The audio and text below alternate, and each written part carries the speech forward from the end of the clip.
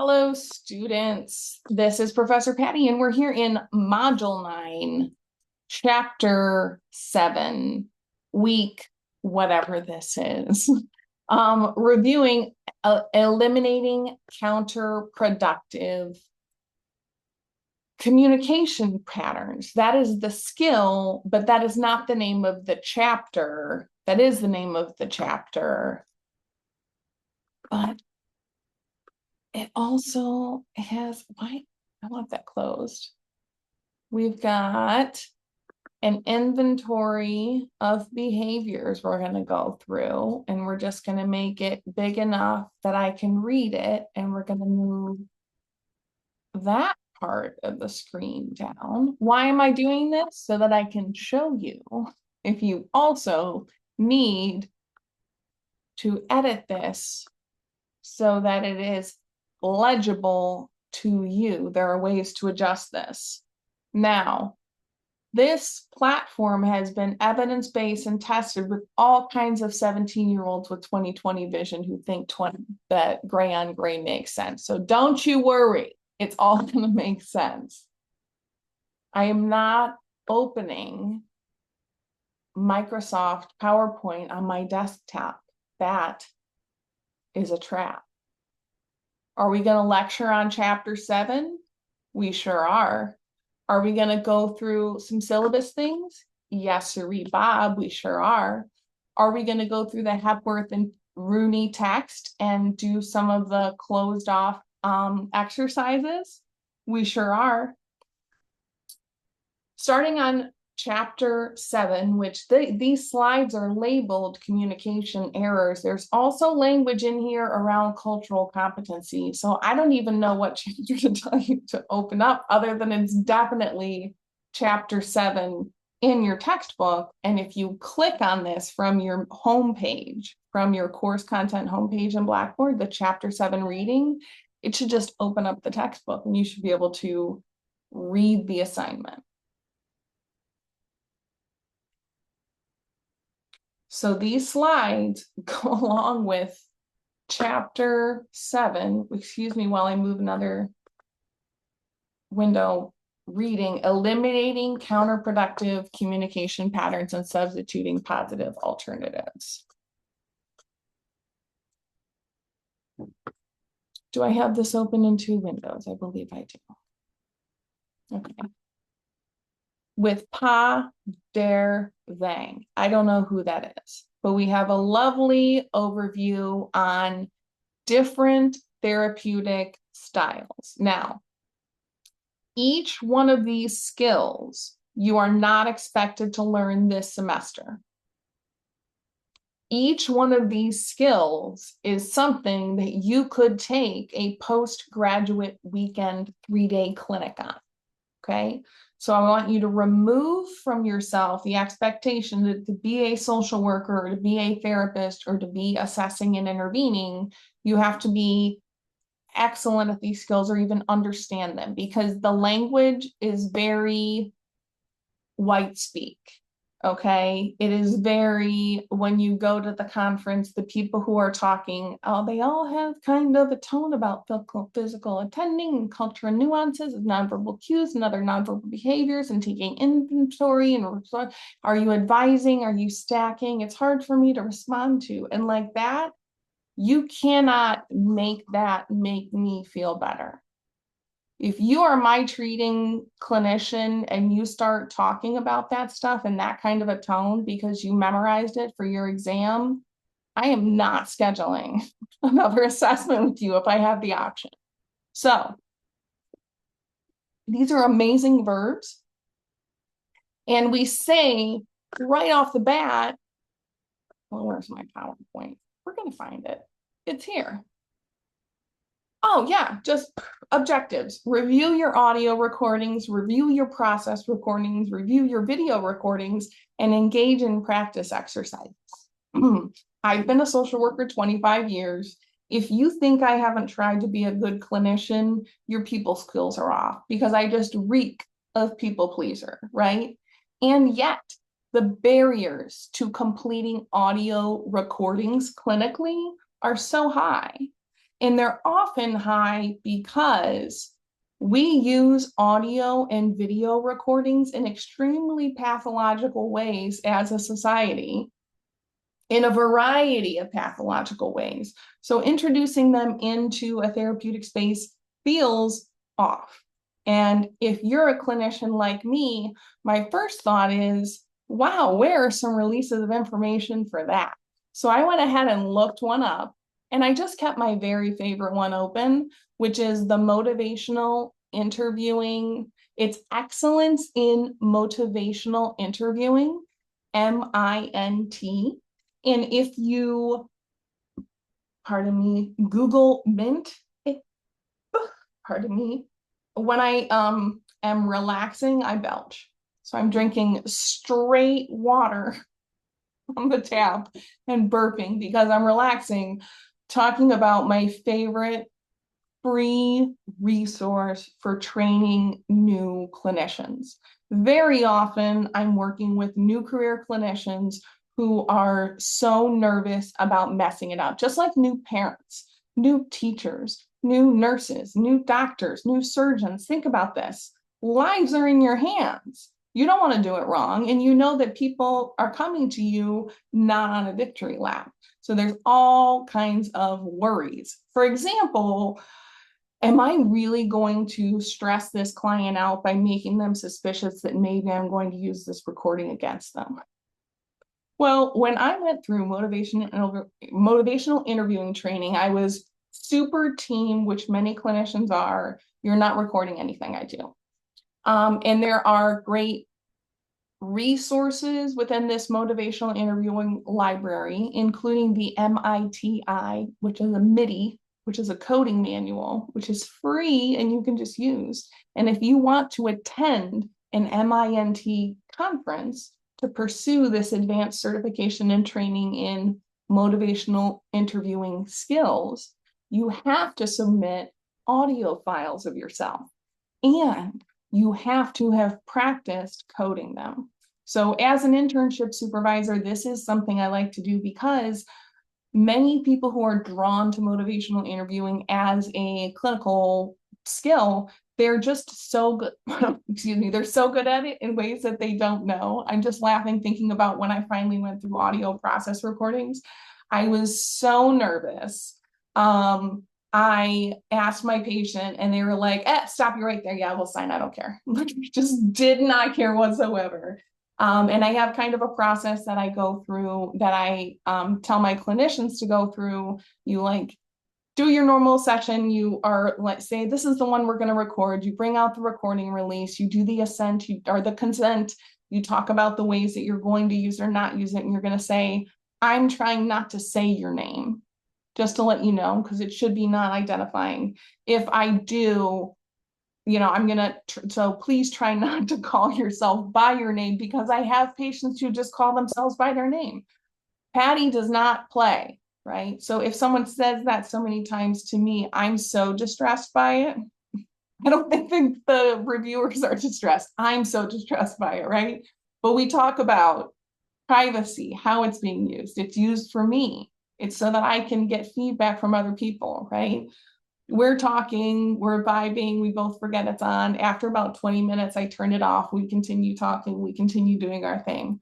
When I go in to do the scheduled audio recording, we have the MITI. And this was not like teaching to a skill, which I'm going to show you how to do with our Marty exercise today. This was like just pulling out the coding manual and being like, okay, let's just view, how did you do making the client an expert? How did you do in empathy? So I love that in here. And it also has an audio recording release that you can utilize. Skill practice, evoking change talk, scaling practice, MI trainer's manual.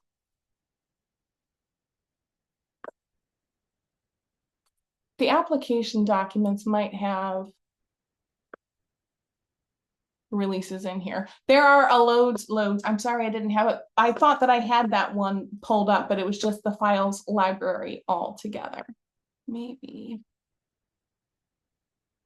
It's just I'm not loving the search options right here because I think I'm already searching within the search. We're not going to get distracted by this. We're blazing ahead. Chapter 7. So yeah, we just casually say, go ahead and process record, go ahead and audio record, and there's a lot to consider. Engaging in practice exercises, I'm going to be giving you all some exercises that I use in my clinical practice today. All right, we are on slide 3 in Wendy Bilgan's generously uploaded slides. So this is a summary of Hepworth and Rooney, available in person or online. But if you're taking this class, you must purchase the course online, rent, purchase, upload, whatever, and do all of the assignments. But you can go to used bookstores and purchase the paper copy of this book for like under $20 usually. So if you attend Cleveland State University, our campus bookstore might have some. This is a required textbook every year. So if there are people who purchase the text and then return the text, that happens. The close by Viking Outfitters or whatever it is on Euclid Avenue, the close by campus bookstores that sell the reduced used copies. Many clinicians tell me they love this language out of chapter 7 and they like it. And these are the kinds of things that if you were to take after grad school, and many people ask me this, what should I get a certification in? I want to do therapy, but I want to feel really competent and practicing within my scope. I don't want you to necessarily have a scope, but I would say if you take any of these skills and put them in a list and say, this is what I'm going to work on, and just have it be your skill of the day. And through the course of what your patients need through the day, you focus just on, for example, using sarcasm or employing humor inappropriately. I'm only going to pay attention to all day long today clinically in a meeting, in Zoom, at whatever, in a social event, and think about how I'm using my humor. And think, if my humor is structured problem solving, and this is a behavior that I'm using to move my patient towards, what am I moving them towards? And what am I moving them away from? And when I find that I am moving them away from my discomfort, right? We live through it and become better and learn how to selectively. Trying to convince clients about the right point of view. I am not going to name the people I know who this is their entire personality. So there are many nuggets and gems within this. There are so many skills that really and truly it's overwhelming to try to do this and encapsulate this and improve this skill in any length of time. And I'm sorry to be all Siddhartha on you. That's all we can try to do, is try to be better today than we were yesterday. And like vibing in the present moment. Today, I am trying to get one lecture in before my 6 p.m. meeting. It's going to definitely happen. All right. We have our PowerPoint in a different window. Okay. Mindful presence. So that's from that chapter 7. These are Wendy Bilgan's notes. How do we create a mindful presence? I don't normally do this, but I am square on 2 cameras on my TikTok and on my Zoom, right? Facing the client squarely. This is my therapy office, and I'm not kidding you.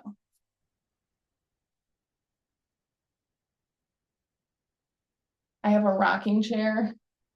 I have 2 recliners. I was dancing today in this room. This is a collapsible one. This is a bed. This is a retirement home. And sometimes someone needs to come in here for hospice. So we have some bed-like things in here, right?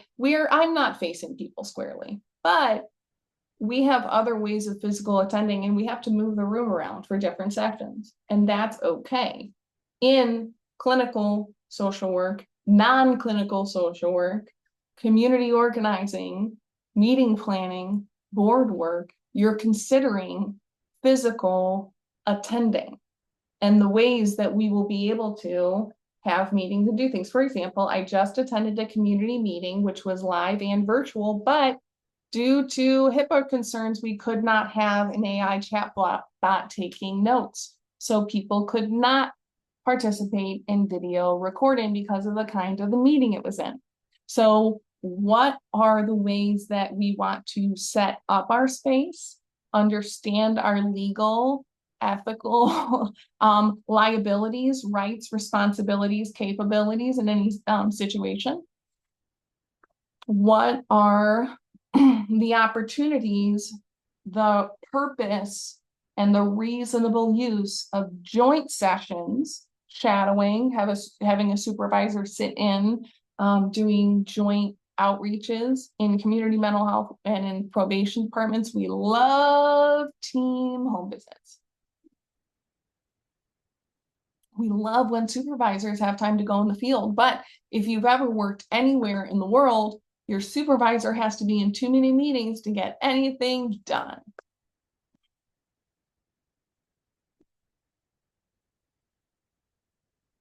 Non-verbal barriers. Leakage, the accidental conveyance of something, a discrepancy between stated and nonverbal behaviors. I am wired. Discrepancy. Do we see the discrepancy? We named the discrepancy. Patti, you're saying you are wired, and yet you look as if you are on that beach in Greece, right? You're leaning so far back.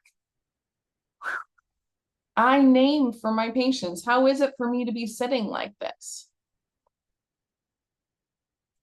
If they seem off put by the many doodads and nonsenses I'm messing with, knitting, writing, what happens if I'm turned around documenting the whole session? What does that communicate? What if my computer is between me and the patient? There's privacy concerns going on. I've definitely had patients tell me in the session, in the intake session, I already know I'm keeping you before the end of the session, because they said, though, I don't do clock watchers, and I fire people all the time. I'll get up if they just keep watching the clock. Baby, I'm a clock watcher. I mean, because I have like a watch and a phone and a computer and clocks all over the place, because I'm time blind, right? I am time blind and I need a lot of clocks, but I don't pay attention to the time like, oh my God, how much longer is this going to take? And if that is how you feel about a session, you don't have to say it. Your patients are going to know it. So the nonverbal behaviors, barriers, and leakage, to me, 25 years in the field, I've worked in lots and lots of settings of social workers and non-social workers, human professions. The leakage that happens, the facial expressions, tone, posture, clock watching, phone checking,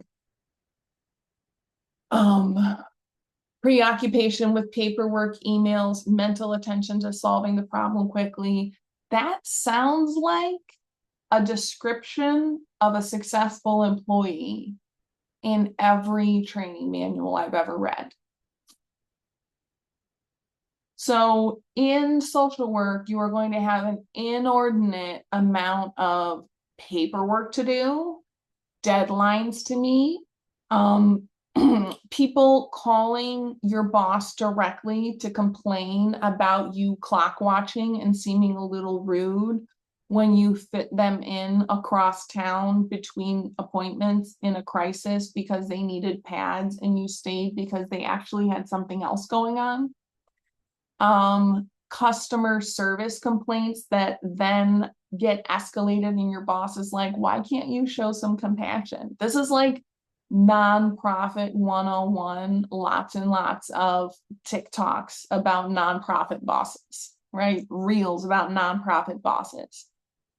All of these things are indications that a human person is distressed and feels very, very pressured. So all that we're asking for successful social work is that you remove that pesky, gross humanity, your angels, your saints, you work miracles. The rest of the medical system doesn't, when we don't know what to do, we call those social workers and they work miracles. We don't know what we do, but we're so grateful for them, right? All of these nonverbal barriers that we're talking about, the leakage, are indicators that you as a human are distressed.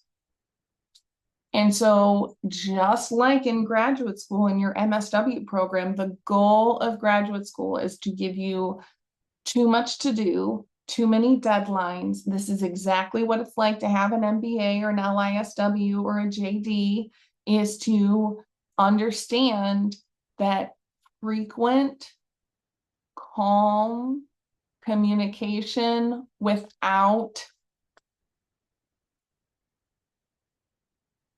judging, criticizing, advising, reassuring, sympathizing behaviors, removing this kind of language and behaviors from your everyday language is going to help you meet all of your goals and remove the nonverbal inventory behaviors from your lexicon.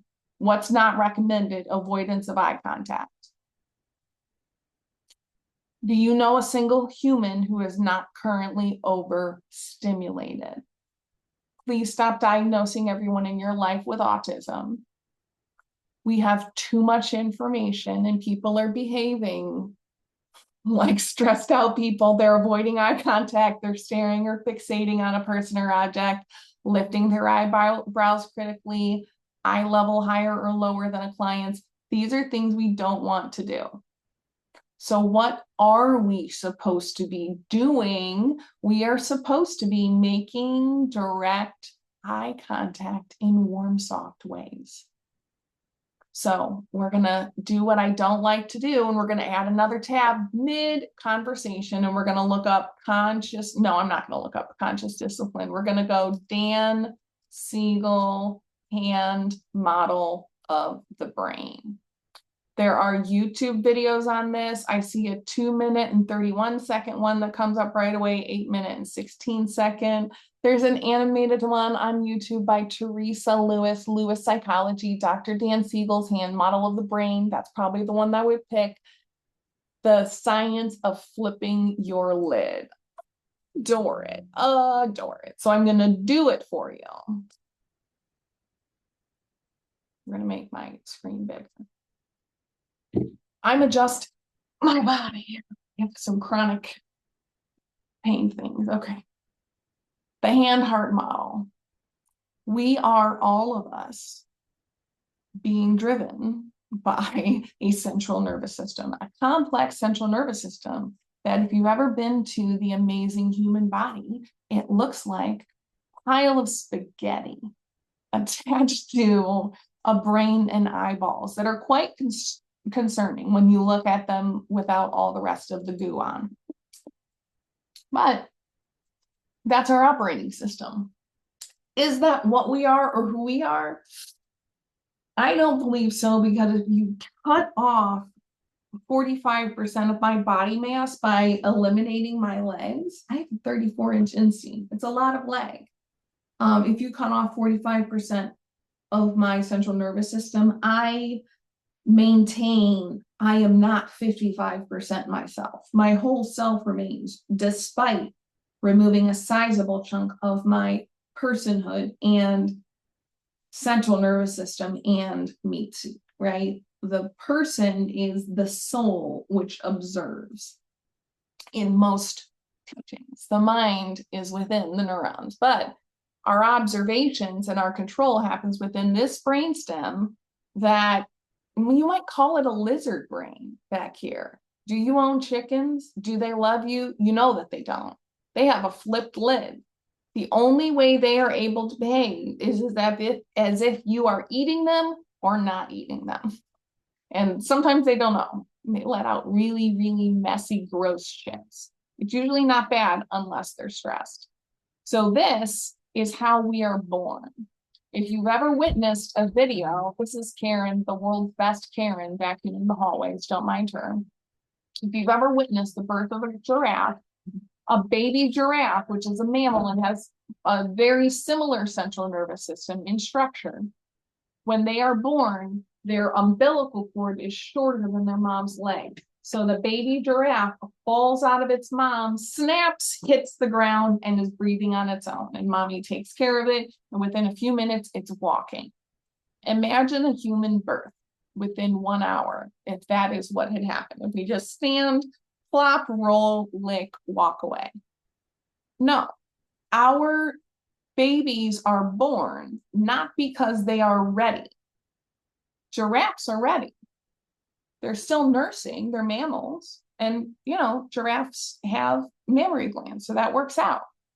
But humans are born and our limbic system has yet to develop and our prefrontal cortex has yet to develop because our heads are this big. If you had a little baby, try to make them touch their hands around their head. Imagine if my skull was this big, if my brain was this big.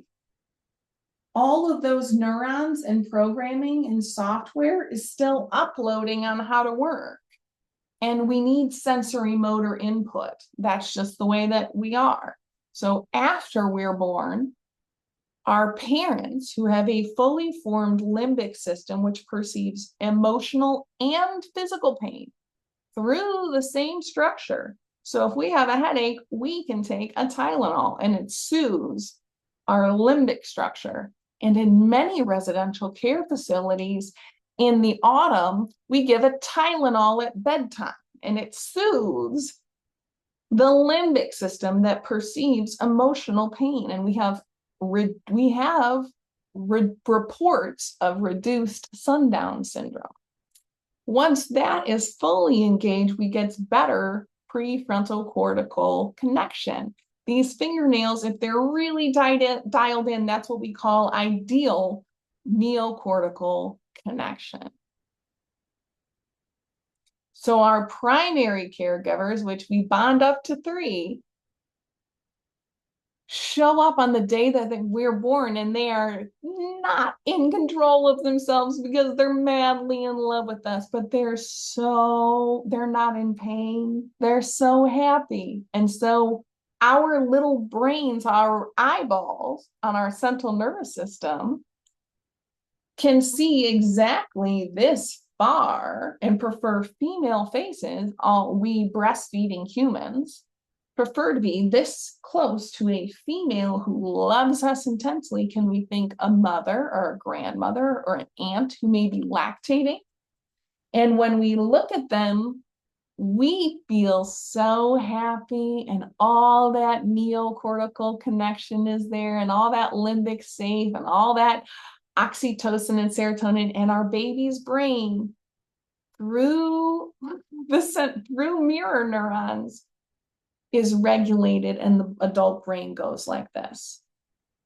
There are a lot of things that do this, that create this soothing attachment for humans. Skin to skin contact, music, the sound of a heartbeat. There are all these things that we do to soothe the limbic system that we can do non-verbally. These are all non-verbal things. So when we are, we're going to go back to minimizing you, thinking about patients and how we can work on our nonverbal barriers This is why we're forever talking about trauma-informed care. And when you go to human services offices, do you know what you see?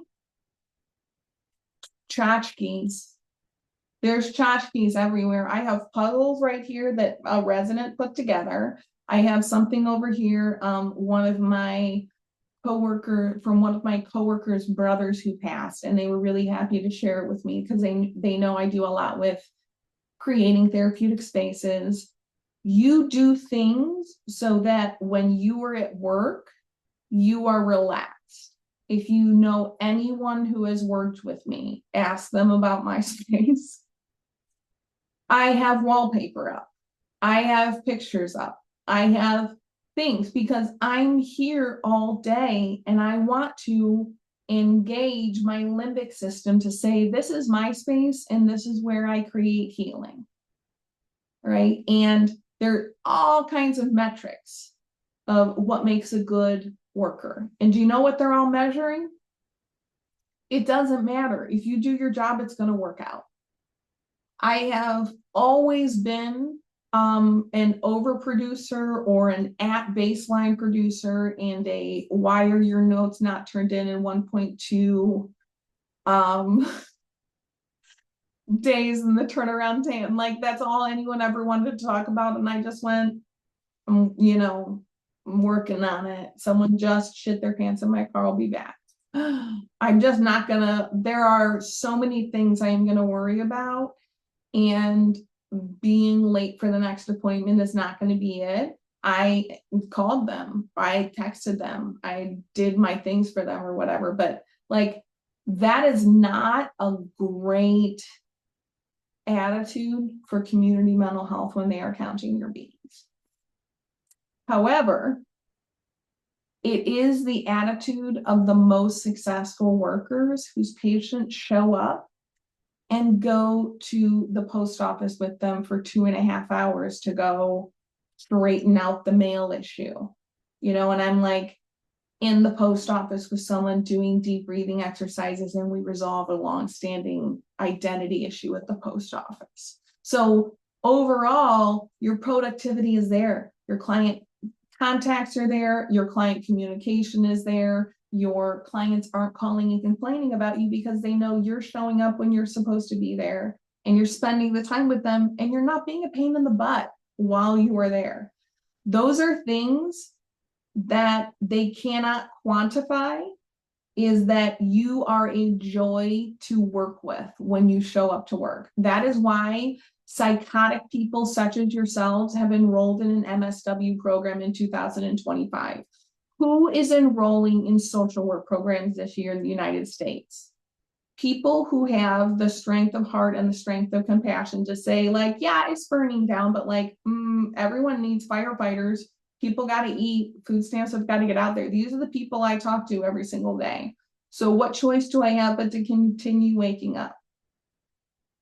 Find the people at your workplace who behave in such a way and go on home visits with them. You're going to learn all about the procedures and you're going to learn all about the paperwork and the emails and the tricks and what you can copy and paste and what you should never copy and paste. You will pick it up.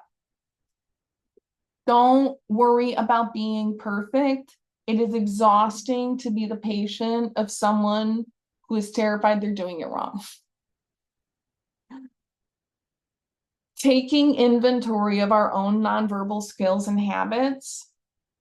This is a pathological explanation of it. This is not Wendy's fault at all. I don't think that Wendy is a pathological, actually, she's a lovely person who I definitely vibe with at every single office party. So I know this is not the way that she like intends it, but when we talk about taking inventory, it makes me think of AA sheets. And this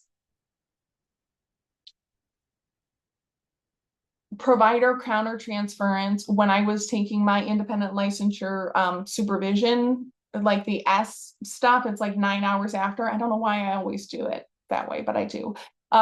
There was a teach yourself like from home catalog I had done on provider countertransference, and they had this huge study with psychologists that looked at transference and countertransference, and providers don't want to do it, and we never want to be guilty of it. And we pathologize it, and we're like, sounds like countertransference, which is like such welcoming white speak within the social work, counseling, and human services space. Doesn't that make you want to get better at whatever that is? When people say that, like, it's like countertransference, that makes me not want to eat with you, and it makes me not want to look up that word. And I know that that is pathological demand avoidance, and I don't care. But what countertransference is, when I took this supervision CEU, it really welcomed me into questioning when I was feeling it. So provider countertransference, I don't want to call anybody out, because so many people I love refer to their patients as their nieces or nephews, their aunts, your special one, that one's my baby, that one's my whatever. You are giving provider countertransference. When you have someone who's like your special person, you're not going to be objective. You're not. And so you're going to shield them from things that you shield yourself from. And you don't want them to be messed up like you, baby. You want them to be reasonably happy, joyous, and free. So when we feel provider countertransference, that indicates to us access to considerations. Did she just say that? Yes. And because this was not a continuing ed with research based on social workers, it was done on counseling psychologists. How white and male could we get as a profession? The concluding results were, and what the follow-up study was, they did a regressive chart review and qualitative analysis of documentation, and determined that if a provider feels countertransference, they should consider assessing the patient for a personality disorder, because there's a high likelihood that there's some kind of unreported chronic childhood trauma that is being triggered within the provider that the patient needs to work on. Psychology wins again. I effing love it. Here's the thing. That makes me more willing to look at countertransference and be like, oh, that's something for them. But in the old AA adage, if I'm pointing one finger at you, 3 are pointing right back at me. So why is it that I feel particularly distressed and like I need to rescue this patient in particular? Because I got to tell you, I talk to a lot of people who don't want to live. And I don't want them all to live with me. Why do I want somebody to be in a little cubby under my stairs so I can keep them safe forever like a little baby bird? That is a feeling I have to recognize. And when I say that to myself, go, oh, it's because they're hurting or I'm hurting in some kind of way. So what is this kind of need? So now when I have countertransference, baby can't countertransference in sessions, I'll say, I'm having a hard time even knowing what to say, because I want to rescue you. I want to advise you. I want to tell you exactly what to do. I want to reassure you. And I don't think that's what you're asking me to do. What do you feel like you're asking me to do? I just had this happen. Today is Monday. I had this happen Friday. And this patient was like, actually, I kind of like your suggestion. Do you think we could talk through one of them? Definitely. Yeah, we can definitely talk through one of them. What if we try it this way? I wonder what it would be like for you. I know the way I would say this to my brother, but my brother and I have a different thing. So I wonder what it would be like for you to say this to your brother. How do you think your brother would receive that? And we just like took it from there. So when I identify the countertransference, I identify that I want to sympathize with you and be like, it'll be okay. Or, oh, I had something like that happen. I want to empathize with you. Like, something is stirring up in me. That's when I say, oh, I feel like I'm too petty here. I don't know what to tell you to do. It sounds like you didn't do the petty thing, right? I name the thing that's bubbling up that I want to do, and I say, I don't want to do that. And the patient will then step in and say, what if we try this thing? Taking inventory of our own nonverbal skills, verbal barriers. We don't think that these are bad things. I'm just going to read them out loud for the people on TikTok. Verbal barriers, these are things that make people not want to talk to us when we reassure them. My granddaughter does this. It's adorable, and I am reassured when she says, it'll be okay, Granny Pat. I don't love it when my mom says it. Sympathizing, it'll be okay. They're in heaven now with the angels. When in the history of ever have people felt better by that? They don't. But it's something that we say, consoling, excusing. I'm sure they didn't mean it. Advising what I would do. You know, I had a cousin. Giving suggestions or solutions prematurely. When you have all these pamphlets, of course you want to give them the pamphlet. When you have the phone number, when you have the link, when you have the hookup, when you have the appointment, when you have the intake time, we're not jumping the gun. We're taking more times to ask. Judging is the wrong way to go. Criticizing, placing blame. We have a wonderful video example. The chapter Helper Studio is not assigned this week. It's one of the Helper Studio videos you're able to do the week of November 17th. But Marty, like, I don't know if you want to like him. I don't know if you do. He says some things that are kind of triggering. We are not supposed to be judging, criticizing, or placing blame. One of the nice things I like about the Hepworth and Rooney text, if we had full access to all the videos this semester, is that they have patients who are not easy, like super easy softball empathize, and they're also not so hard or so difficult, like to be comical or to be like a caricature of a client. You are not supposed to be trying to convince the client about the right point of view through logical arguments. That is not social work. That is debate team. Nobody wants to be on debate team anymore. We do not want to analyze, diagnose. My patients who want me to analyze things or want to avoid what's going on. We do not threaten, warn, or counterattack. If you're going to do that, well, why shouldn't I just do this? No.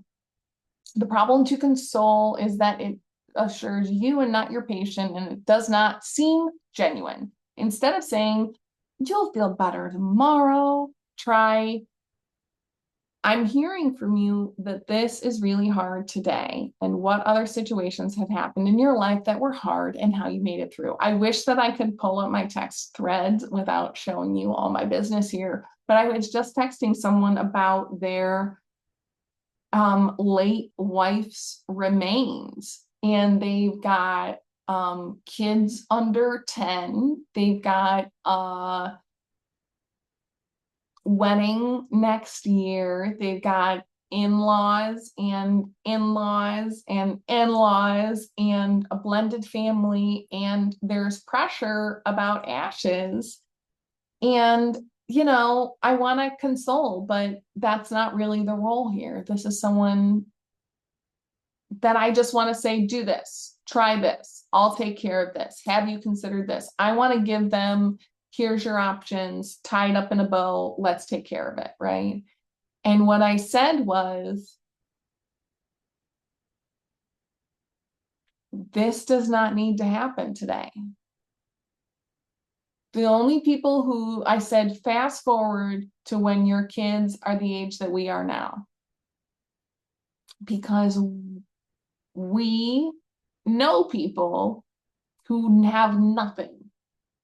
No pictures, no scrap, no headstone, nothing of their parents, of their entire extended families, right? And I said, fast forward to when your kids are our age, we don't want them to have a romantic piece of their soul lost. We can't change what happened, but I don't think we need to make this decision today. So let's wait until they're asking us, what are we going to do? We'll wait. And he was like, oh, F yeah. Yeah, that's what we're doing. That's what we're doing. Because it's my late wife and it's the love of my life and it's so effing unfair. But you know what? It's their mom. And I am getting to fall in love again and I might be rushing it. I could not tell this person that. This person feels that judgment from other people in their lives. Do you know how warm and welcoming that was for them? For me to be like, ew, this is what's gross about it for me. Here's what's important about it for me. What do you think? What can we say we don't care about? Who can we say we don't care about? I care about you. Do you want to go do something with these ashes right now? Do it. Because you can't ever give your kids their mom back. You never will be able to. There's other pieces of her. What is bearable for you and what part do you need? That's what I care about. And like that was immensely healing. This is someone who's a relative, not a patient. So this is someone I do love. But I'm not consoling and I'm not empathizing and I'm not reassuring and I'm not telling him like, you know, whatever. There's a lot people say. There's a lot of things that people say. And I said to him, by the way, not everybody's family was morticians, which our family was. So death and grieving is not as normal for other people. And we have to let them do it wrong and bad and should all over us. You should do this. You should do that. Wow, thank you. I'm receiving it in love. I know you're sending it in love. Thank you so much for the comfort. Speak to the emotion they're giving you. That's all that we can do when people are being a-holes and reassuring us when we don't need to be reassured. All right, premature advice or solutions. When we are the expert giving advice, lecturing, instructing, solving, we are often not listening. We are not often listening. People are complex, and research tells us over and over that adapting to change is hard, and we adapt best to changes that we instigate.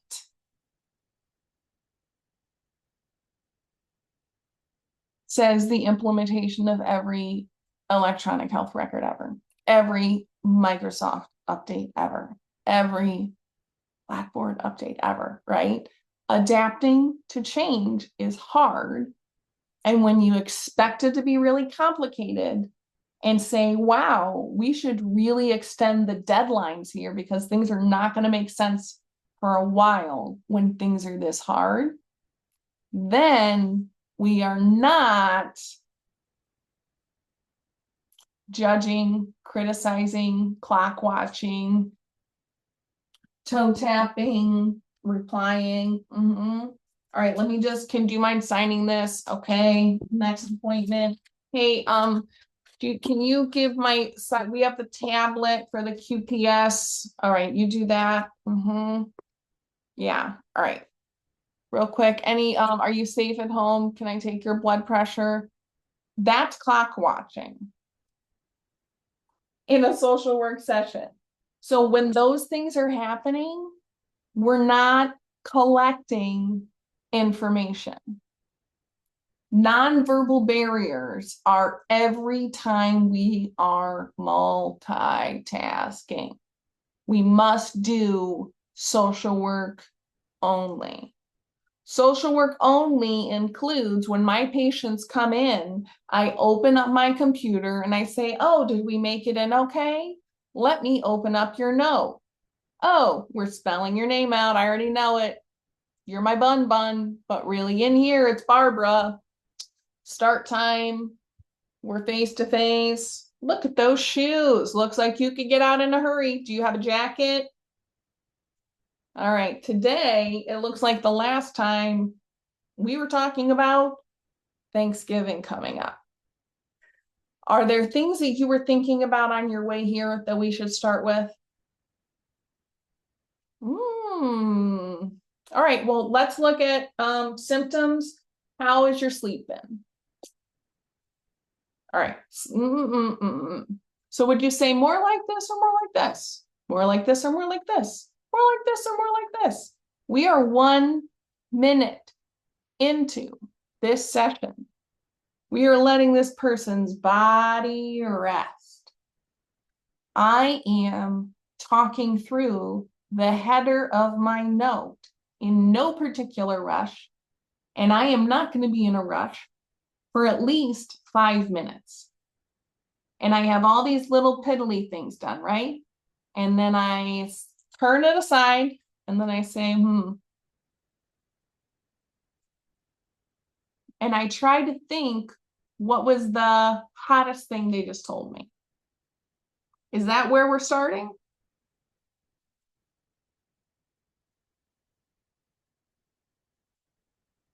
Resting face, leaning. Do I look rushed? We just did my entire header. I have most of my progress note done. If the agency closed tomorrow, they'd probably be able to bill it.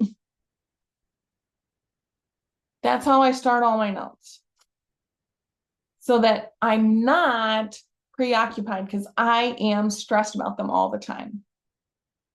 So I don't want them in my sight line. You know what I do have in my sight line?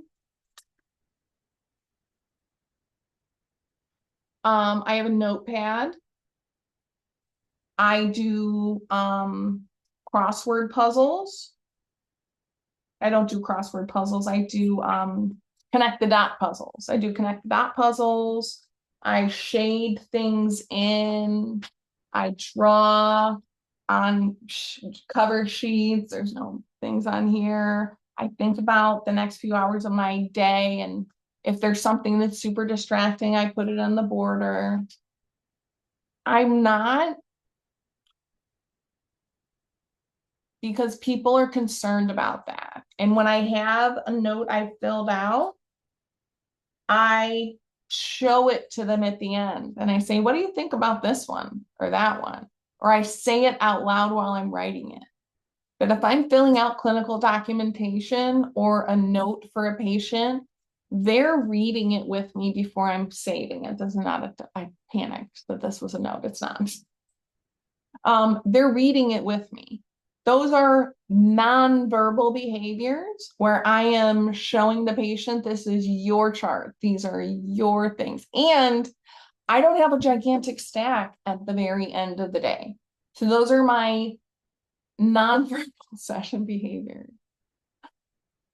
When I'm behaving myself, when I'm not knitting a blanket during my sessions. Instead of saying you didn't do anything to aggravate the situation, try you did what you thought was best and things didn't go as planned. So there's some restating practice in here that people find very helpful, because none of us want to be the a-hole, and none of us want to say things that are not helpful to the situation. So week 7 is a lovely time to read the chapter. Leading questions, other. I have patients who want to explore the problem until they're sick of it. And that's what we're doing. And I say, are we not done letting that wound debride? I'm imagining a Melissa infection here, and we're opening it and you're just letting it all come out. Okay, we're going to let it come out. I hate her too. We're letting them out. We're letting them have the pent up emotions. That indicates that we're on topic. They are learning new things. They're saying, you know, something you said with me really stuck last time. The bottom is falling out at that point. I don't know what I said last. When they say it back to me, I'm like, dang, homie, write that down. I don't know what they're talking about. Maybe it's something I said. More likely, they said something to me. I reflected it back and it changed the way they thought about it because I said it in a change focused way. I reflected the change. I reflected the success. I reflected the positive. When I'm saying something and they go, exactly, I didn't have that word before, we shut up. We just let them do it. That's what I've got for Chapter 7, Eliminating Counterproductive Communication Problems. I have a Chapter 7 Marty video on my YouTube page, Patti Napolitano, social worker. My introduction to generalist practice with individuals, families, and groups. You can usually look up my last name, Napolitano, common spelling, Napolitano 505. Patti Napolitano, social worker. And if you look up 505 within there, I'm trying to get them all on the playlist because we have some wonderful exercises as well. So I'm going to be on time for my 6 p.m. meeting. Can you even stand it? I will catch you guys later. Subscribe, send things.